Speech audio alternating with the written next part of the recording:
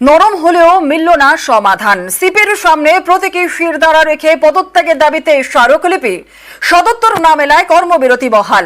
22 ঘন্টা পর রাজপথ থেকে আন্দোলন উঠলেও প্রতিবাদ কর্মসূচি জারি রাখবেন জুনিয়র চিকিৎসকরা। বৈঠক তো ফলপ্রসূ হয়নি। যে ঘটনা ঘটে গিয়েছিল 9 তারিখ, 12 তারিখ, 14 তারিখ, এই সমস্ত বিষয়, তাদের উদাসীনতা, তাদের ব্যর্থতা নিয়ে আমরা প্রশ্ন তুলেছিলাম এবং সেই প্রশ্নের কোনো সদুত্তর ওনারা কেউ দিতে পারেননি এবং বেশ কিছু ক্ষেত্রে ওনারা চুপ থেকেছেন এবং দায় মেনে নিয়েছেন যে হ্যাঁ আমরা ব্যর্থ হয়েছি।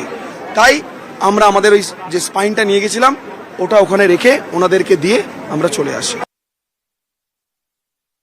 আজকে আমরা এখান থেকে উইথড্র করছি, কিন্তু 5 দফা দাবিতে আমাদের যে আন্দোলন ছিল সেই 5 দফা দাবিতে আমাদের আন্দোলন চলছে।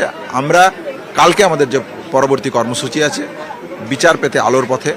5 তারিখে যেহেতু সুপ্রিম কোর্টের হিয়ারিং আছে, তাই আমরা সাধারণ মানুষের কাছে আপিল করছি, আমাদের চোখ যেমন 5 তারিখের দিকে থাকবে, অভয়ার চোখ থাকবে 4 তারিখ, আমার আপনার সবার দিকে। 4 তারিখ রাত্রি 9টার সময় আপনারা লাইট বন্ধ করুন এবং বাড়ির বাইরে বেরিয়ে আসুন। ঠিক 9টার সময় বন্ধ করুন এবং বাড়ির বাইরে বেরিয়ে আসুন।